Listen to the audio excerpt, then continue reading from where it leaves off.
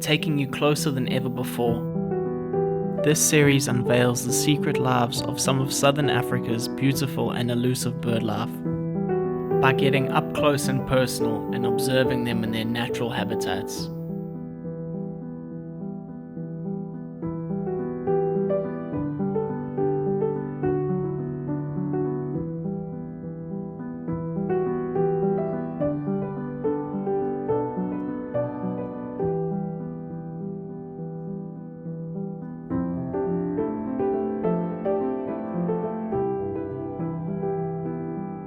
Yesterday, during a short walk near my home, I spotted a Malachite Kingfisher perched out in the open. It remained in the same spot for what seemed like the whole afternoon, and I even saw it on multiple occasions. However, every time I approached the bird to get a better view, it would fly off and only return once I was far away. Today, I plan to set up my bird hide with the hopes of capturing some close-up footage, and to understand why this bird remained in the same spot for such an extended period of time. Okay, I've set up the tent and I've put the camera on the tripod, and now I'm waiting for the kingfisher to arrive. I'm confident that it'll make an appearance here because I saw it in the same spot a few times yesterday.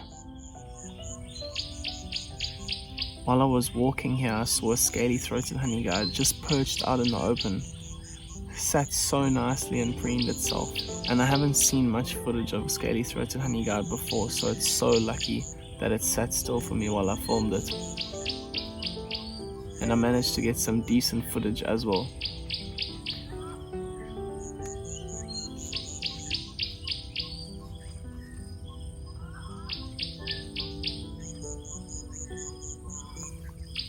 So I've been here about 40 minutes, and a short while ago I heard a hippo grunting not too far from here.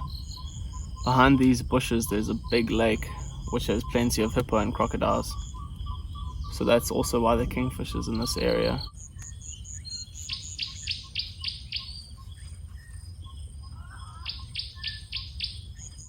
Okay, the kingfisher's arrived.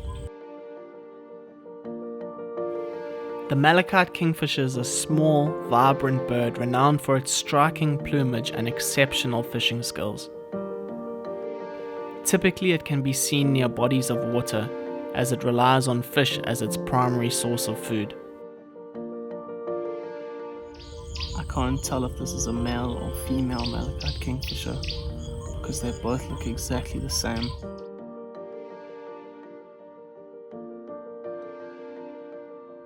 There are two. Another kingfisher's just arrived.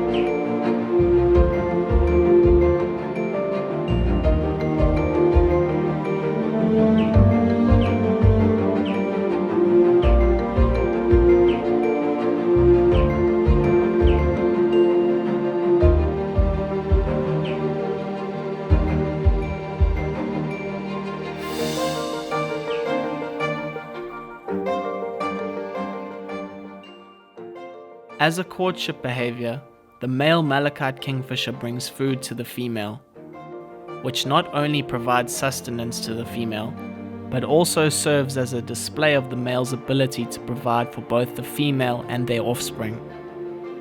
This behavior is known as courtship feeding, and it can increase the male's chances of successfully mating and passing on his genes to the next generation.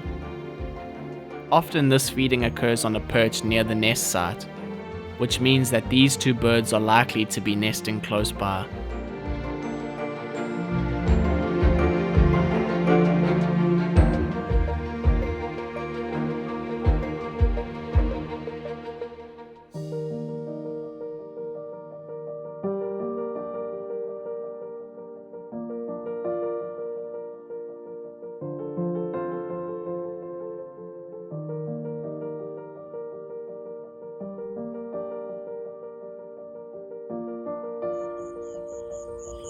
And recently I've been trying to film the hippo at night when it leaves the water to eat grass. I've been using a camera trap that takes videos at night, but I haven't managed to get any footage of the hippo.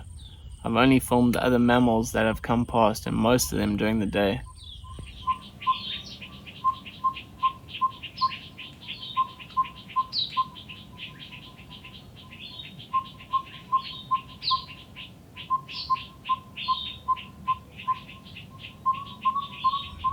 Okay, so both the kingfishers left about an hour ago. And while I've been sitting here waiting for them, a few other bird species have come past.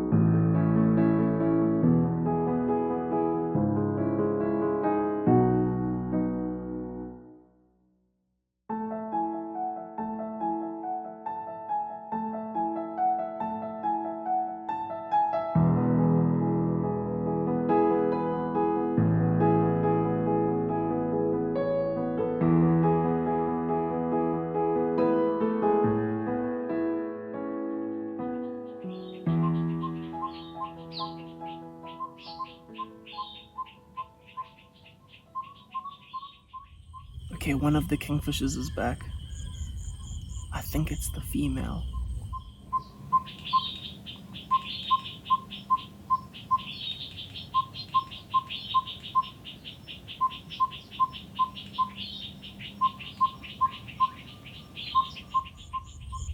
The Malachite has just darted into the bush. At first I didn't know why it did that. And then I looked around and I saw that about 30 centimeters from where it was perched, a big brown-hooded kingfisher has landed there.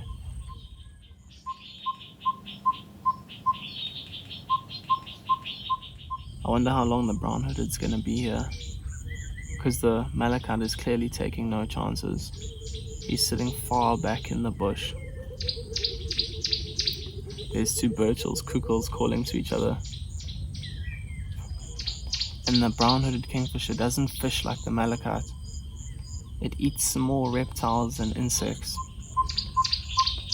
Getting this close to the brown-hooded kingfisher, you're able to see how its bill is stronger than its Malachite cousins. You can also see how its feet are designed for its preferred habits and perching style. And that popping sound that you're hearing, it's a yellow-rumped tinkerbird. They pretty much call throughout the day during summer.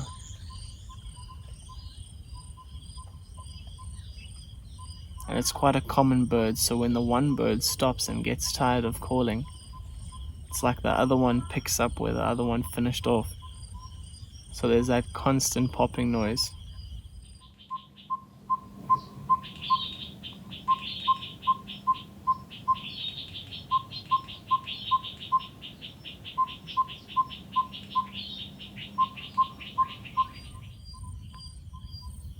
The brown-hooded kingfisher obviously likes the look of the Malachite's perch, because there's so many branches around here that it could have sat on. But it decided literally the same branch, just further along from where the Malachite was perched.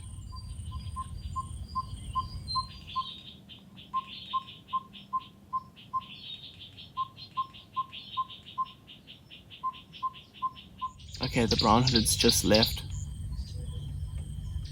Oh, the Malachites just stepped out now. Didn't even wait 5 seconds after the brown hood had left.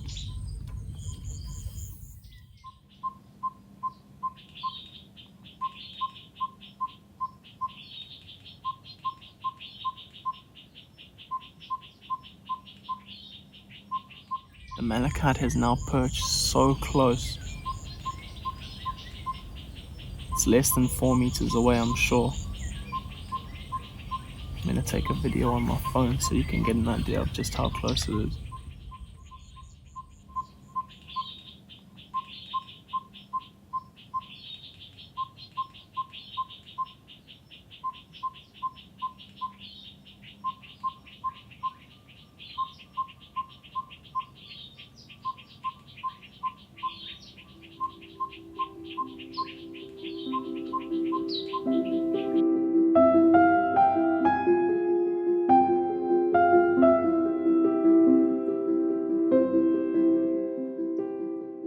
This videography series, A Bird's Eye View, got its name from this very scene where I was able to capture the kingfisher in such close proximity, where the sunlight illuminated the bird's eye and provided a clear view.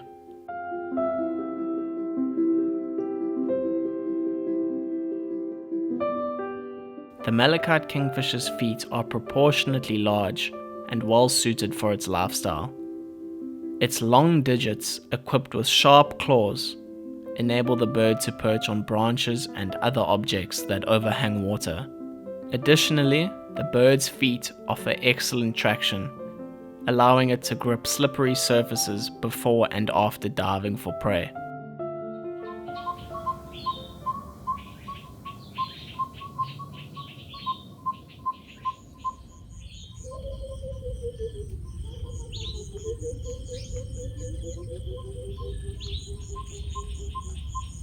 Those Burchell kukels are really close. Can't see them though because they're deep inside the bush.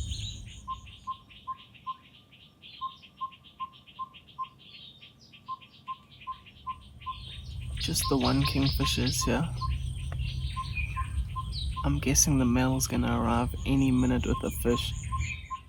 Being so close to these birds is truly a special experience, particularly as they are entirely unaware of my presence, and it's behaving in a natural state. It wasn't until I rewatched the footage that I noticed the kingfisher kicking an ant off its foot.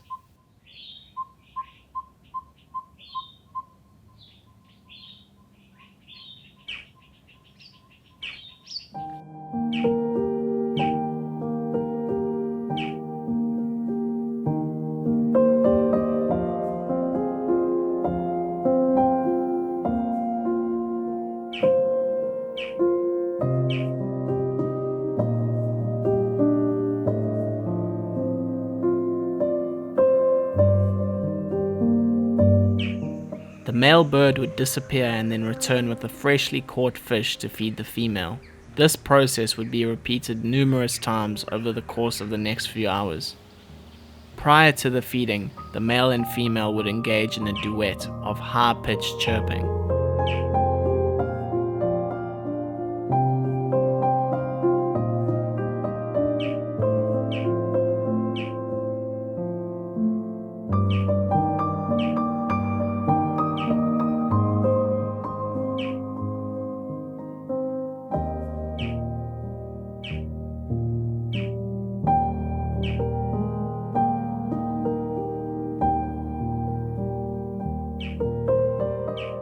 Malachite kingfishers are monogamous, meaning they form lifelong partnerships. Therefore, this behavior of the male continuously bringing food to the female is likely not the first time they have engaged in this courtship feeding process.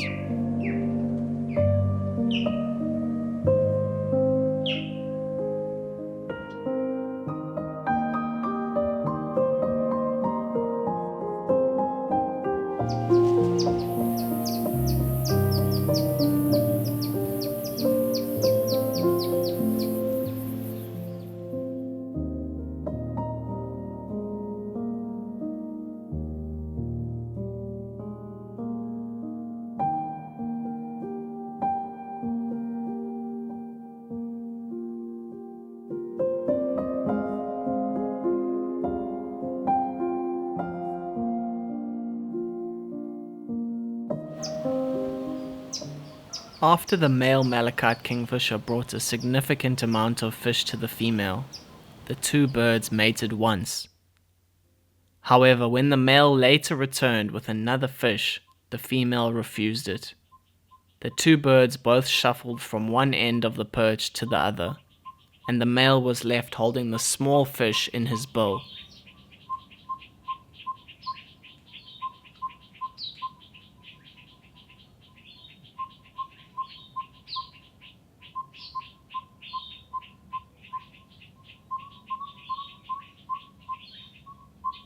Eventually, both birds left the scene.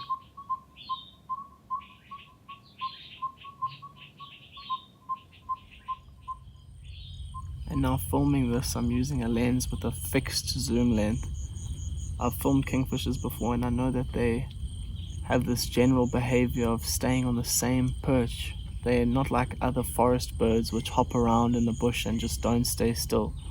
Like for example those white eyes that I filmed earlier.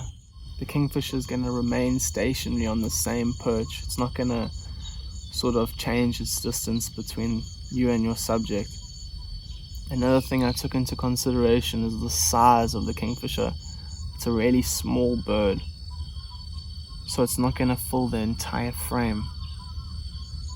I'm more likely to have to crop in when editing the video to get closer to the bird than to try and get further away because of its small size.